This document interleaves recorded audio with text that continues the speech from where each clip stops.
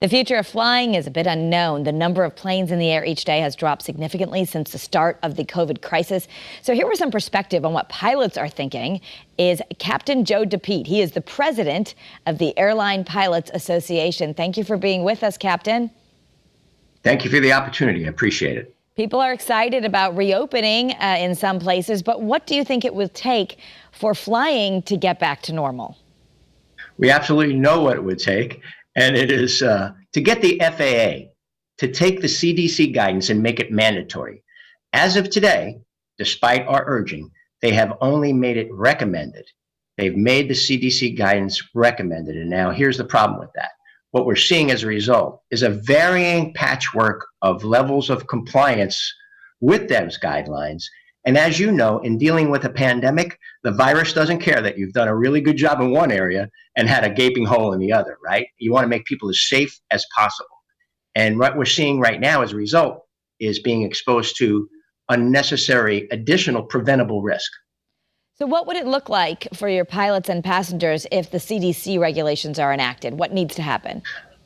Well, I think what would happen is you'd see a safer airport, right, when you get to the airport itself. And then when you board the airplanes, a much more standardized approach to cleaning and disinfecting the aircraft, protective equipment for both the crew and the passengers, specific types of loading guidelines on the airplanes themselves, recommended, and then notification of people who may have become, because we know about, may have become tested positive. We've had over 300 pilots test positive for COVID virus, and we've had 3 pass away.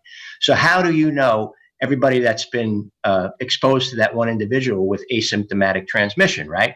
So there should be a way to kind of do that. And there is, in CDC guidance, there is guidance for that. But if it's recommended, that's not good enough. Yeah, I mean, it seems a little difficult to maybe enact overnight because we're not even sure about the accuracy of antibody tests right now. But what do you think it will take for passengers to feel safe? Do we all need to be wearing masks or more than that as we board aircraft? Absolutely. And that's a good step. But it's just, again, it can't be just a piecemeal step. It has to be a uniform approach because the virus doesn't recognize that, right? That we've done good in one area and poorly in another. If we have a unified set of guidelines, I think that, made mandatory by the FAA, and they've been reluctant to do so, would be much safer. And some of the airlines have recognized this now. Many are picking up on this. So I have to give them credit as well. Can it be done quick enough? Absolutely, especially under the current circumstances. If we have so few airplanes flying right now, how hard can it be? We just gave these companies billions of dollars, right? What does it take to say, if you got 5 airplanes flying or 10 airplanes flying or whatever it is, to make sure that those are cleaned and disinfected, right? You can take advantage of training people right now because the loads aren't that heavy. So yeah, there's plenty of opportunity to do the right thing here. But what's going on is this hot potato game in Washington, D.C., where no one wants to take responsibility. Okay.